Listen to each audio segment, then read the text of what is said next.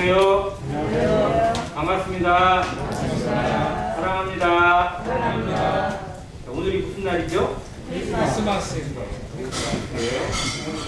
주일을 맞아서 함께 볼 수 있음을 감사를 드리고 크리스마스 인사 한번 나누겠습니다.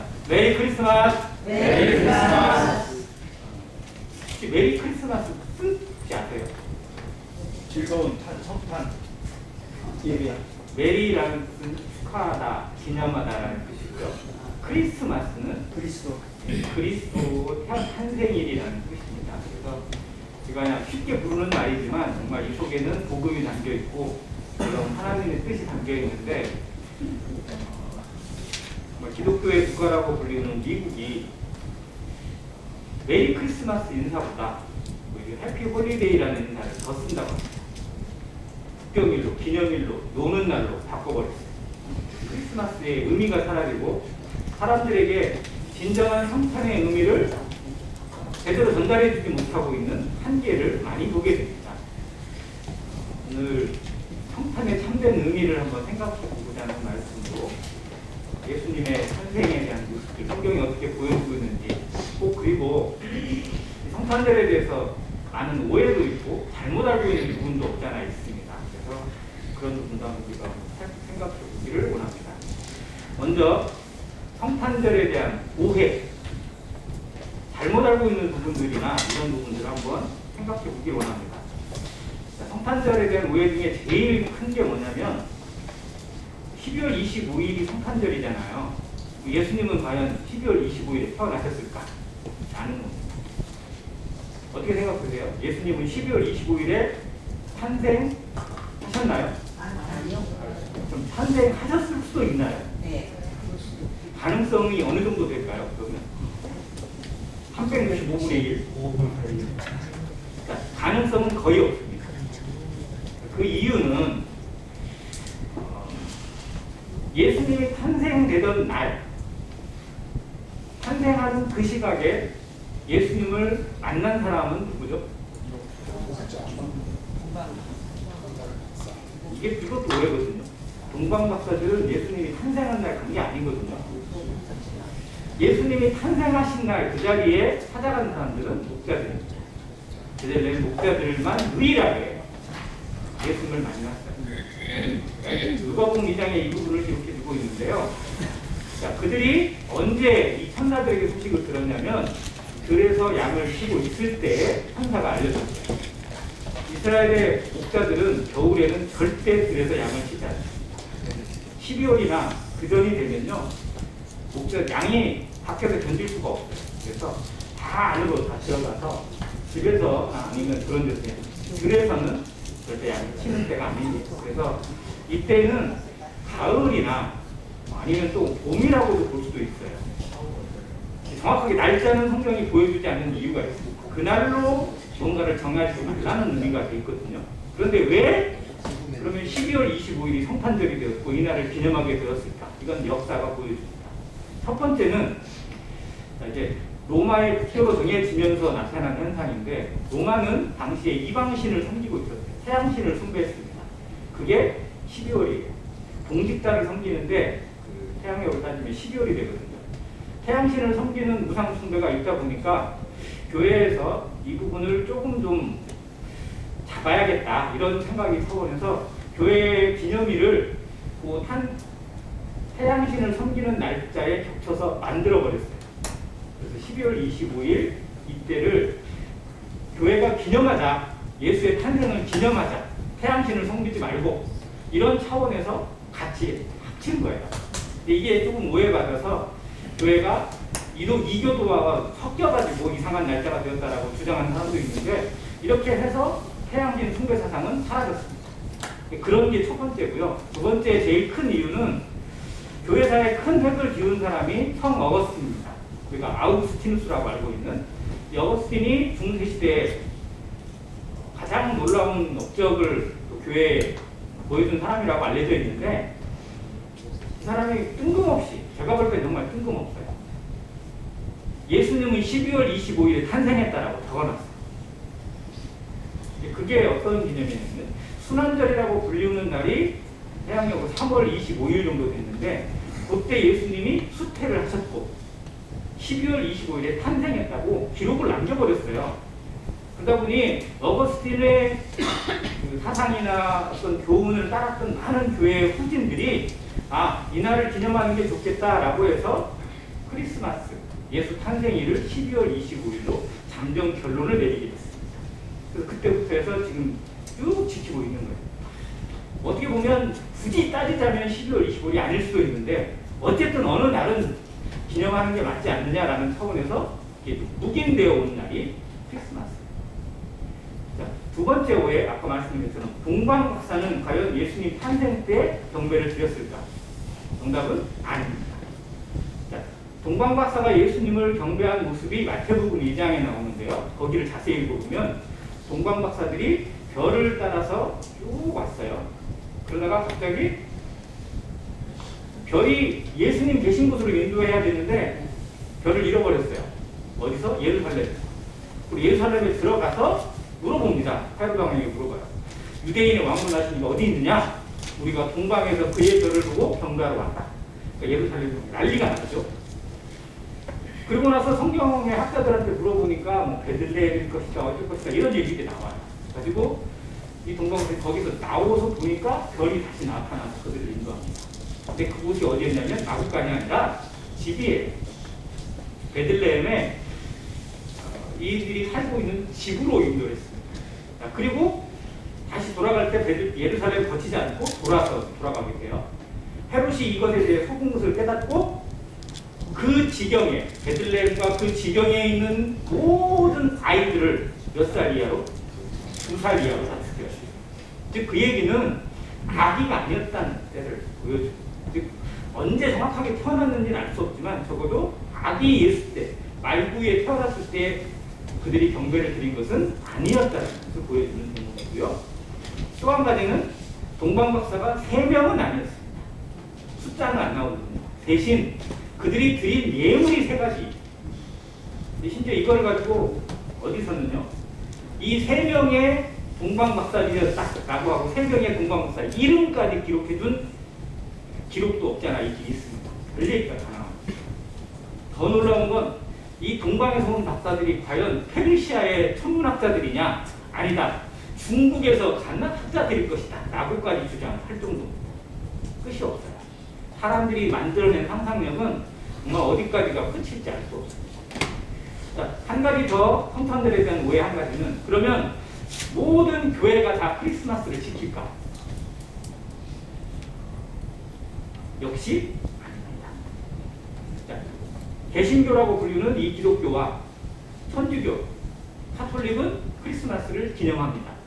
그런데 그리스 정교회는 크리스마스를 지키지 않아요. 그리스 정교회는 기독교의 분파로 따졌을 때 퍼센트가 한 2, 3% 많지는 않습니다.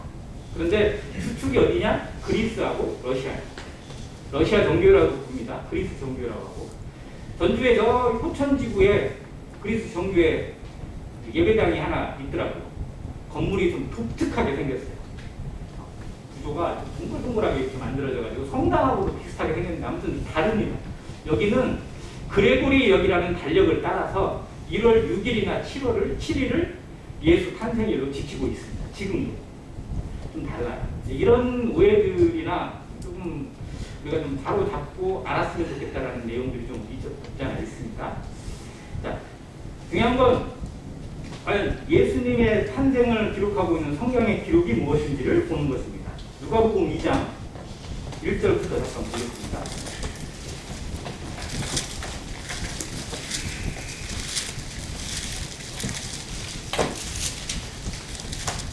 이 장 1절부터 7절까지 말씀을 읽겠습니다. 그때 가이사 아구스도가 명을 내려 하나로 다 호접하라 하였으니 이 호접은 구레뇨가 수리아 총독되었을 때 처음 한 것이다.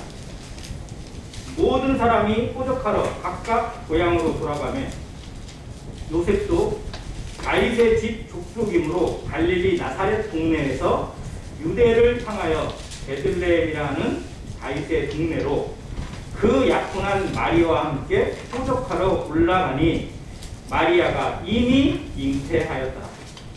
거기 있을 그때에 해산할 날이 차서 첫 아들을 낳아 강보에 싸서 구유에 누였으니 이는 여관에 있을 곳이 없음이로라.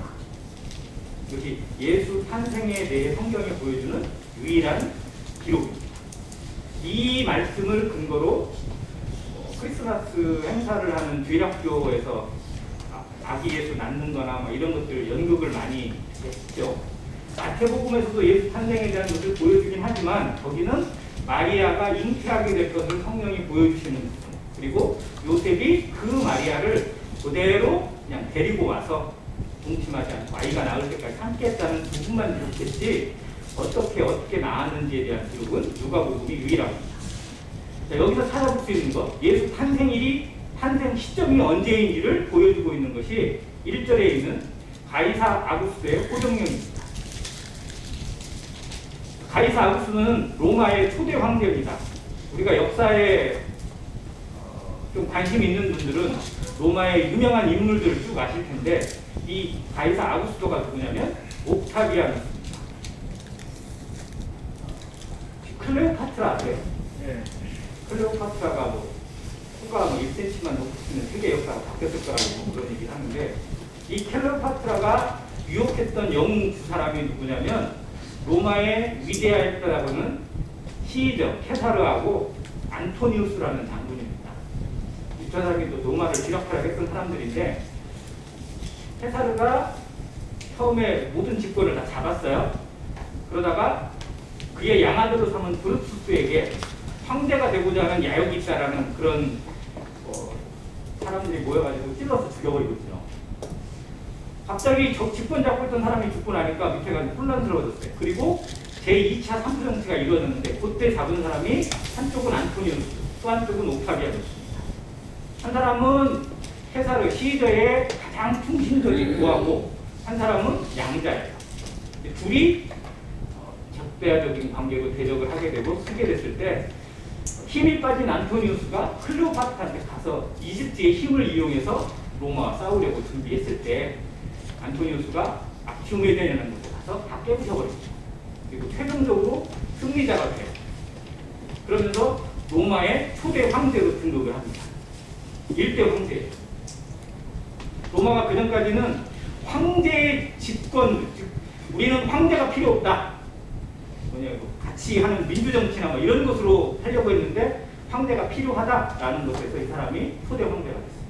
이 사람이 황제가 되고 나서 호정령을 내려요. 이때가 바로 예수님 탄생한 시점인데 호정령을 내리는 이유는 인구조사를 시키는 겁니다. 인구조사를 하는 이유는 지금 우리나라도 인구조사 해요, 안 해요? 네. 10년마다 보통 한 번 하게 돼 있습니다. 보통의 나라들이 10년에 한 번씩 해요. 그때 되면 인구의 비율이나 모든 것들이 바뀌어 있으니까 그걸 조사를 합니다. 지금은 인구의 분포나 이런 것들을 제대로 알기 위해서 또 어느 지역에 인구가 많아졌는지 어디가 줄었는지 이런 것을 평가하려고 많이 하는데 전라북도는 인구가 줄어요? 늘어나요? 줄어요. 점점 줄어들고 있습니다. 안타까운 일이죠. 많이들 나오세요. 젊은 가정들. 아무튼 어디는 엄청 늘어납니다. 경기도 쪽 가면 그냥 택도 없이 막 늘어나고 있고 사람들이 막 서로 몰려가고 그걸 조사를 해보면 아는 거잖아요. 이때도 그렇게 조사를 했어요. 근데 여기에 조사는 진짜 이유는 뭐냐면 세금 때문에 했어요. 세금을 걷어야 되는데 사람의 숫자를 제대로 파악 못하면 못 걷으니까 세금을 잘 걷으려고 호정령을 내려서 인구 파악을 하는 겁니다. 그런데 로마 사람들은 그 자리에서 인구 호정령을 그냥 받으면 돼요. 안 움직여요. 로마 사람들은 그 자리에서 그냥 나 여기 하나 있어 라고 손들면 되거든요. 그런데 로마 사람들이 아닌 사람들은 원칙이 있어요. 자기 고향으로 가야 돼요. 이게 호정령의 원칙이었어요. 그러니까 성경이 이 가이사 아구스토의 호정령을 내려서 갈릴리 나사렛에서 태어날 수도 있던 예수님을 베들레헴이라는 곳까지 옮겨서 태어나게 하신 이유는 하나님의 뜻이에요. 왜? 구약 성경이 이미 그것을 예언하고 있고 하나님이 보여주신 것입니다. 구약 성경을 응하게 하시기 위해서 이 호정령이 내렸다는 겁니다. 그게 아니었으면 배가 불러가지고 이게 남산만한 여자를 그 갈릴리에서 이 베들레헴까지 가려면 거리가 한 180km 된단 말이에요. 걸어가야 돼요. 아니면 기껏해야 탄다고 해야 말이나 뭐 낙이나 이런 거 타야 되는데 임산부가 얼마나 힘들어요. 지금처럼 아스팔트가 있는 길도 아니고 막 산을 넘고 막 이렇게 가야 되는데 또 베들레헴 쪽은 광야지대란 말이에요. 정말 힘든 길을 억지로 가야 돼요. 왕의 명령 때문에 간 겁니다. 그게 아니었으면 갈 필요가 없어요. 그냥 갈릴리에서 그냥 났을 거예요. 그럼 예수님은 진짜 갈릴리 나사렛 사람이 되는 거죠. 그런데 베들레헴에 태어나시기 위해서 이 후정령이 내렸어요. 그래서 정말 임산부가 얼마나 힘들게 여기까지 왔을지 해산할 날이 다 찼어요. 자, 중요한 건 아이를 낳으려면 어떤 곳에서 낳아야 돼요? 길에서 낳아야 돼요? 집에서 낳아야 돼요? 산부인과. 집에서. 산부인과에 가야 정상인데 여기에서는 길에서 날 수도 없고 그렇다고 해서 마땅한 집을 찾아가야 되는데 집에 갈 만한 데가 있어야 될 거 아니에요. 이 요셉이라는 사람은 원래 그 베들레헴 사람이니까 친척들도 없잖아. 있었을 것 같긴 한데 친척들도 받아주지 않는 상황이었던 것 같아요. 왜 안 받아줬을까요? 한번 생각해 보세요. 결혼 전인데 배가 이래. 너는 배렸어 인마 뭐 이러면서 거절했어요. 여관이라도 들어가야 되는데 여관에서도 있어요 없어요? 자, 여관에서 안 받아주는 이유가 뭘까요 혹시? 사람들을 가득해. 여관에서 안 받아주는 이유가 있는데요. 뭐냐면 사람들이 옮기다 보니까 베들레헴이라는 동네도 유명한 동네란 말이에요. 이름이 그야말로 떡집이잖아요. 또 다윗의 원래 동네예요. 그러니 그곳에 좀 난다긴다는 사람도 꽤 있었고요. 그런 가문의 사람도 많다 보니까 이 여관이 얼마나 많았을지 모르지만 여관이 막 밀어 터지는 거예요. 이런 날을 뭐라고 하죠? 장사하는 사람들한테 사람들이 몽땅 모여요. 뭔 날이에요? 대목이죠. 연말연시가 대목이잖아요. 한마디로. 대목이 되다 보니 여관 주인의 입장에서 임산부, 가난한 요셉, 마리아 받고 싶을까요? 안 받고 싶을까요? 도움이 돼야 안 돼요? 그냥 귀찮아요. 자, 여관의 가격이 원래 정해져 있을 겁니다. 하루에 사기나 이런 것들이. 자, 근데 이날은 가격이 오를까요? 내릴까요? 엄청 올라요. 프리미엄이 막 갈수록 좋습니다. 왜? 서로 막 방 잡으려고 난리니까. 자, 근데 요셉은 부자예요? 가난해요? 가난해요. 거기에 배부른 임산부까지 언제 아기가 튀어나올지 모르는 그런 상황까지 있으니 여관에서는 기피 대상 1순위예요. 돈이라도 많이 얹어주면 방을 주겠지만 그런 상황도 못 되죠. 그러니 갈 데가 없어요.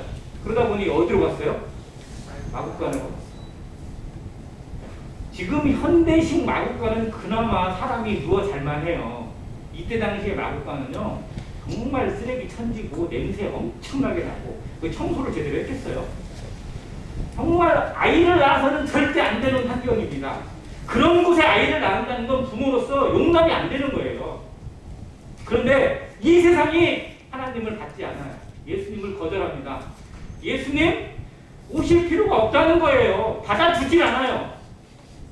마리아의 입장은 마리아는 예수님을 낳게 된 것이 누구로 말미암아? 성령으로 말미암아 잉태된 거 알아요, 몰라요? 알아요. 요셉은 알아요, 몰라요? 알고 있습니다. 그래서 이 아이가 얼마나 인류 역사의 귀한 아이인지 하나님의 뜻이 어떻게 이루어질 것인지에 대한 사명감으로 정말 이 아이를 낳고자고 했는데 아무도 환영하지 않아요. 필요 없다는 겁니다.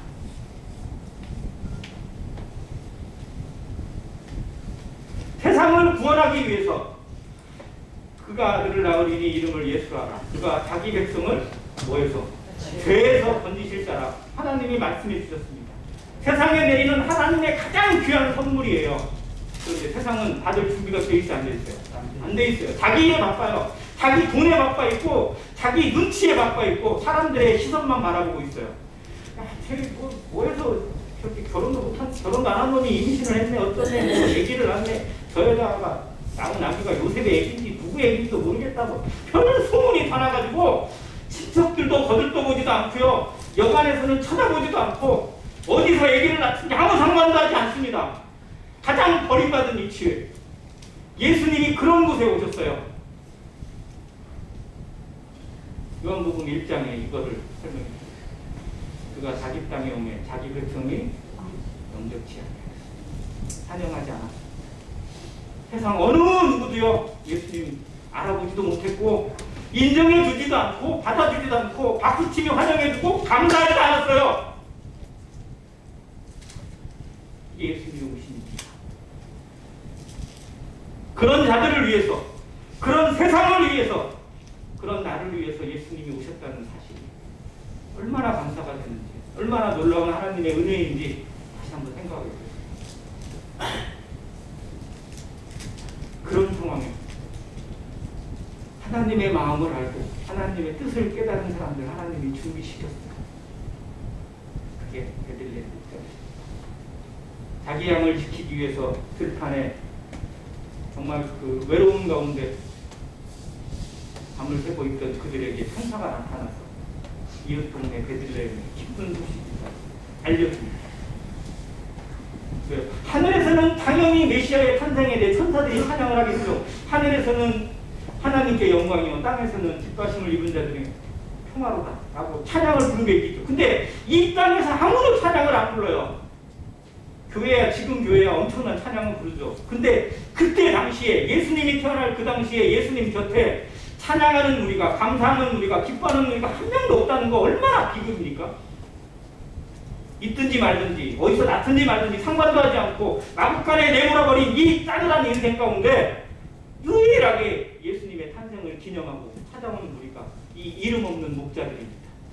이들이 얼마나 귀한지, 이들이 하나님이 택하시고 부르셨다는 사실에 다시 한번 감사가 됩니다. 전에 레갑 족속 이야기를 드릴 때 이 부분 한번 말씀을 드렸어요. 이들이 레갑 족속에 후예드릴 가능성이 대단히 높습니다. 그들이 거주하고 있는 땅이 예루살렘과 베들레헴 부근이었거든요. 그곳에서 소망 없이 기다리고 있던 그 레갑 족속 하나님의 예언이 그들을 인해서 메시아를 직접 만나고 그 메시아의 탄생을 목격하고 예배를 드릴 수 있는 특권을 하나님이 주셨다는 거예요. 그런 다음 이 아기 예수를 들고 찬양을 했던 시므온이나 안나나 이런 사람들에게는 버림받았습니다. 사람들은 외면을 했어요. 나이 많아서 성전에서 계속 살고 있는 그들을 누구도 거들떠 보지 않았어요. 그런데 하나님만은 그들을 주목하시고 그들의 손에 아기 예수를 들려서 소망을 보게 하시고 빛을 보게 하시고 영광을 바라보게 하셨습니다. 찬양에 경배하는 특권을 누릴 수 있도록 인도하셨어요. 자, 그럼 지금 예수님 오신 지 2000년이 지난 지금 과연 예수님은 환영받고 있는지, 얼마나 환영을 받고 있는지 한번 생각해 보시기 바랍니다. 그때보다야 좀 나은 것 같아요. 예수님 초림하실 때보다는 조금 더 나아진 것 같긴 한데 과연 지금 예수님을 안다고 하는 사람들이 예수님의 다시 오심을 얼마나 고대하고 있고 얼마나 준비하고 있고 얼마나 기다리고 있는지 한번 뜯어봐야 됩니다. 우리 양심을 한번 하나님 앞에 비춰봐야 됩니다. 우리도 이 여관 주인들처럼 프리미엄에 눈이 돌아가고 세상에서 잘 되는 것에 관심이 돌아가고 정작 말로만 부르짖는 예수님에 대해서는 뒷전으로 몰라낸 그런 사람들은 아닌지 한번 우리를 돌아봐야 됩니다. 교회의 모습을 돌아봐야 됩니다. 정말 교회는 무엇을 위해 존재하고 있고 무엇을 위해 살아가고 있는 것인지 한번 생각해 봐야 됩니다. 우리가 매 주마다 성찬 예식을 드리고 예수님의 죽으심을, 예수님의 다시 오심을 기억하고 우리가 이 떡을 먹으며 이 잔을 마실 때마다 뭐라고요? 그가 죽으심을 언제까지? 오실 때까지 전하는 것이라고 그렇게 선언하고 고백을 하는데 정말 우리 마음속에 그의 죽으심이, 그의 다시 오심이 우리 가운데 어떻게 전파되고 있는지, 어떻게 나타나고 있는지, 어떤 향기가 이 안행교회를 통해서 나타나고 있는지 한번 생각해 봐야 되지 않을까요? 탄생하신 그때에도 외면받던 예수님께서 다시 오시는 그때에도 외면받고 있다면 정말 이것은 교회로서 가장 부끄러운 것입니다.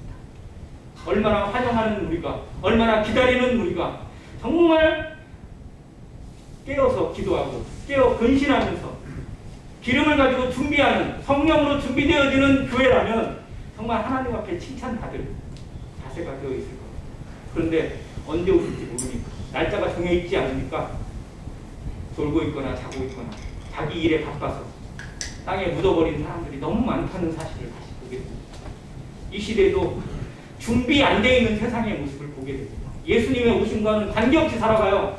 오시든지 말든지 내 것만 잘 되면, 내 사업만 잘 되면, 내가 돈을 많이 벌고 사람들 가운데 인정받으면 최고인 것처럼 착각하고 살아가는 사람들이 너무 많다는 겁니다. 심지어 믿는 사람들조차, 교회들조차 자기 이름을 위해서, 자기 영광을 위해서 살아가고 있는 이 안타까운 현실을 보면서 예수님의 오심이 과연 무슨 의미인지, 우리에게서 어떻게 다시 살아나야 할 것인지, 환영받지 못했던 그 예수님의 그 베들레헴 마구간의 모습이 지금 우리에게서 다시 일어나지 않기를 간절히 기도합니다. 우리 안에서는 가장 존귀하게, 가장 아름다운 모습으로 환영받고 기다려지고 경배를 위해서 준비되어지는 안행교회 성도 되시기를 간절히 바랍니다. 두 번째는 7절에 나와 있는데요. 첫 아들을 낳아. 이 부분의 말씀 한번 주목하시기 바랍니다. 첫 아들이라고 기록을 했어요. 자, 그러면 둘째 아들이 있다는 거예요, 없다는 거예요? 자, 그러면 마리아는 예수님을 낳은 이후에 자녀들을 낳았을까요, 안 낳았을까요? 낳았습니다. 자, 예수님 바로 밑에 동생이 누구라고요? 야고보. 또 그 밑에 유다도 있어요. 몇 명의 아이들, 심지어 딸도 있어요. 성경이 이걸 기록해주고 있거든요. 근데 천주교에서 이걸 어떻게 했어요? 확 뒤집어놨어요. 그래서 예수 마리아를 뭐라고 부른다고요? 동정녀라고 부르요. 동정녀. 동정녀라는 뜻이 뭐예요? 네, 남자와 한 번도 성관계를 한 적이 없는 여자라는 거예요. 자, 예수님을 낳을 때는 성관계를 했어요, 안 했어요? 안 했어요. 그러니까 그때는 동정녀가 맞아요. 그러나 그 이후에는 요셉하고 결혼해서 아들을 낳았어요, 안 낳았어요? 낳았어요. 그때도 동정녀로 나왔어요? 아니잖아요. 둘째나 셋째, 넷째는요 전부 다 육신으로 나온 거예요. 그래서 마리아는 동정녀가 아니라 처녀로 나와요. 사도신경이 바뀌어야 되는 이유입니다. 사도신경 처음에 뭐라고 시작하죠? 전능하사 천지를 만드신 하나님 아버지를 내가 믿사오고, 그리고 예수 그리스도를 믿사오고, 이는 누구에게 나시고? 이게 처녀예요. 원래 처녀 마리아에게 나시고라고 원래 돼 있었어요. 근데 마리아를 높이기 위해서 동정녀로 바꿔놓고, 나중에 마리아는 무염시대 사상으로 아무 죄도 모르고 이렇게 살았고 성모 승천설로 인해서 하늘에 승천한 여자다. 그래서 지금 예수님의 그 기도를 대신 들어주고 전달해주는 그런 사람이다라고 성모로 바꿔놔버렸어요. 정말 무서운 거거든요.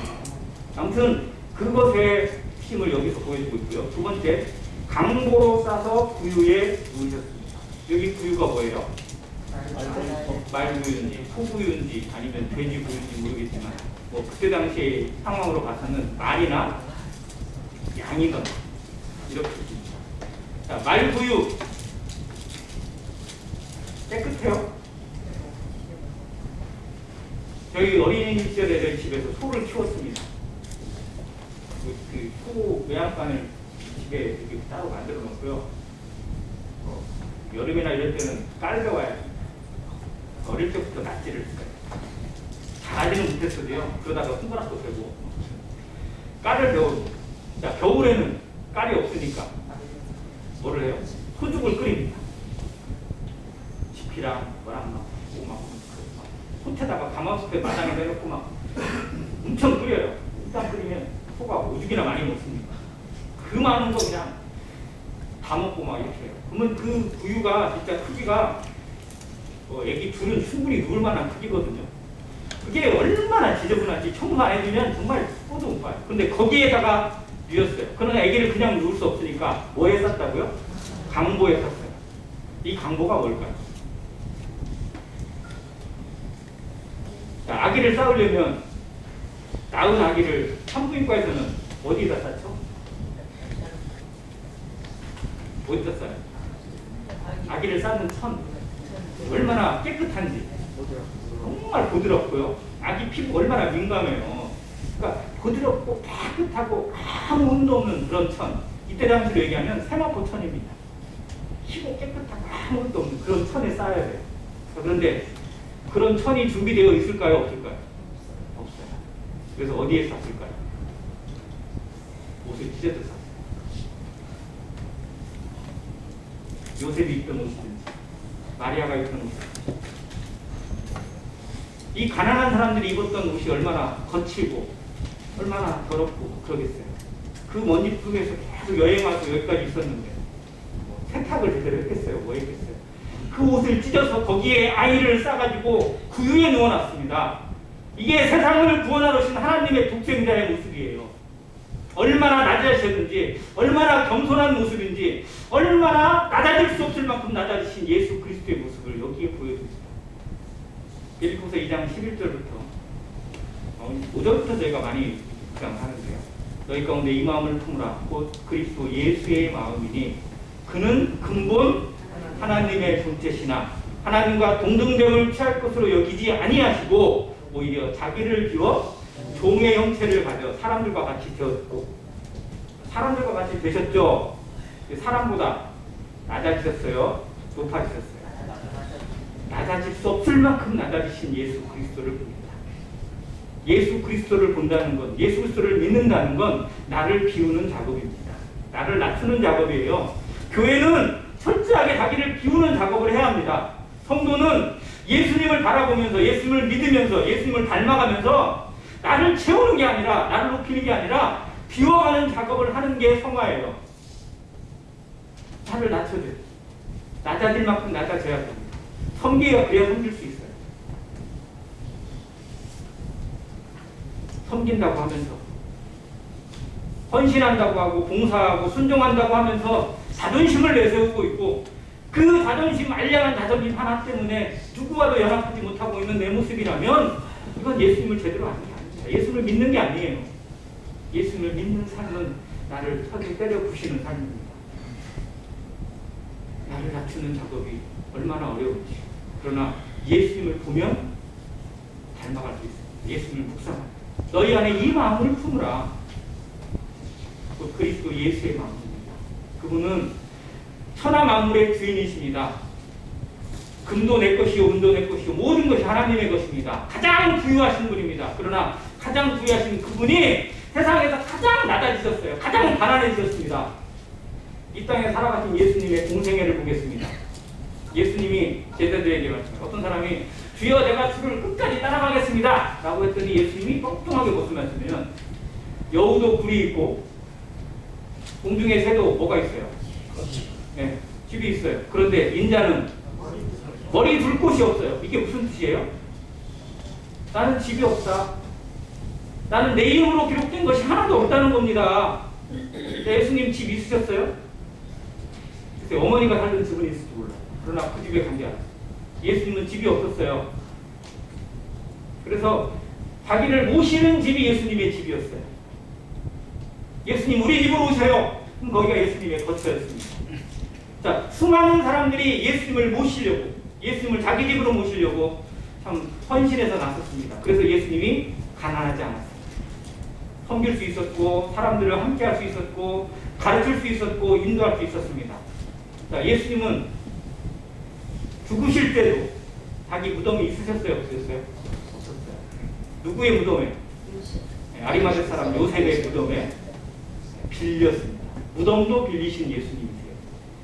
천하 만물의 주인께서 자기 이름으로 등록된 것 하나도 없이 가장 낮아지시고 모든 것을 비우고 사람들에게 모든 것을 주셨습니다. 예수님이 흘리신 피, 예수님이 흘리신 눈물, 예수님이 흘리신 그 모든 살점들 예수님을 위해서 흘린 게 하나도 없습니다. 다 나를 위해서, 우리를 위해서, 세상을 위해서 흘려주셨고 내버려 주셨습니다. 예수님의 생애는 철저하게 낮아지셨을 뿐만 아니라 철저하게 버리시는 삶이었어요. 그런데 이 시대를 살아가는 성도들은 조금 심하게 얘기하면 철저하게 내 중심, 내 것이 세워져야 되고 내 이름으로 기록되어 있어야 되고 내가 인정받아야 되고 내가 사람들 앞에서 높아져야만 하는 이 자존심 때문에 무너지고 있습니다. 정말 우리가 예수님을 얼마나 아는 걸까요? 예수님을 얼마나 사랑하는 걸까요? 예수님을 알고 하나님을 알아가는 삶인지 아니면 예수님을 이용하는 삶은 아닌지 우리 한번 중심을 한번 돌아보겠습니다. 예수님 탄생을 기념하는 이날 예수님이 오심을 기념하고 기억하고 감사하는 이 성탄절에 과연 예수님이 오신 모습처럼 예수님이 세상에 환영받지 못하고 사람들에게 버림받았어도 오직 그 하나님의 뜻을 이루기 위해서 살아갔던 그 모습이 과연 안행교회 성도들이 우리에게는 어느 정도 자리 잡고 있는지, 이것이 우리 안에서 지켜진다면, 이것을 배우고 이것을 당하고는 삶이라면 그 어떠한 상황 속에서도 감사를 잃지 않을 겁니다. 그 어떠한 상황 가운데서도 찬양을 잃지 않고 담대함을 잃지 않는 참된 믿음으로 살아가게 하실 것입니다. 하나님 앞에 가장 귀하고 가장 아름다운 삶인지, 세상에서 알아주는 삶을 살 것인지 다시 한번 돌아보게 됩니다. 지난 시간에 짐 엘리엇의 이야기를 잠깐 드렸습니다. 그가 일기장에 썼던 자기의 인생의 좌우명 기억이 납니다. 잃어버릴 수 없는 것을 지키기 위하여, 아니 잃어버릴 수 없는 것을 얻기 위하여 지킬 수 없는 것을 버리는 자는 결코 바보가 아니다. 그는 한 영혼의 가치를 알았고 하나님의 뜻의 가치를 알았습니다. 그래서 29의 나이에 억울하게 정말 비참하게 죽음을 당하는 것에 대해 두려워하지 않았고, 내 생명이 뿌려짐으로 말미암아 하나님의 의가, 하나님의 향기와 열매가 드러나게 된다면 기꺼이 그 길을 가겠다고 고백했습니다. 그는 또 다른 일기장에 이렇게 썼어요. 하나님, 나는 내 삶이, 내 인생이 하나님께 쓰임받는 씨앗이 되길 원합니다. 나는 결코 오래 살기를 원치 않습니다. 다만 하나님처럼 굵고 단단하게 살기를 원합니다. 라고 기록했어요. 내 삶을 주관해달라고. 그리고 그의 기도대로 하나님께서 그의 삶을 정말 짧지만 가장 강렬한 삶으로 인도하셨고, 지금도 천국에서 가장 빛이 나는 삶으로 보여주고 계십니다. 우리의 생애가 나를 위한 생인지 아니면 하나님의 영광을 위한 생인지 다시 한번 살펴보길 원합니다. 그런즉 너희는 먹든지 마시든지 무엇을 하든지 다 하나님의 영광을 위하여 하라. 어제 주일학생들이 썼던 요절 중에 하나였는데 기억나세요? 녹음기처럼 외우는 요절이 아니라 우리 삶을 지탱하고 우리 삶을 믿음의 눈으로, 복음의 능력으로, 성령의 충만하심으로 지켜가는 하나님의 말씀으로 자리 잡히기 원합니다. 예수님이 정말 세상에서는 전혀 환영받지 못했어요. 살아가시는 때도 예수님은 환영받지 않았습니다. 심지어 자기를 따랐던 백성들에게, 자기를 환호했던 사람들에게 버림받고 십자가에 달리셨어요. 그러나 침묵하시고 묵묵히 그 길을 가셨습니다. 왜? 그것이 하나님의 길이니까. 나를 변명하지 않고 나를 합리화하기 위해서 말하는 사람이 아니라 하나님의 영광을 위해서 침묵할 수 있는 성도가 이 시대에 귀합니다. 예수 그리스도의 삶을 다시 한번 생각하면서 그분의 온유와 그분의 겸손을 우리 마음에 배우기로 합니다. 마태복음 11장 28절 29절 보고 마치겠습니다.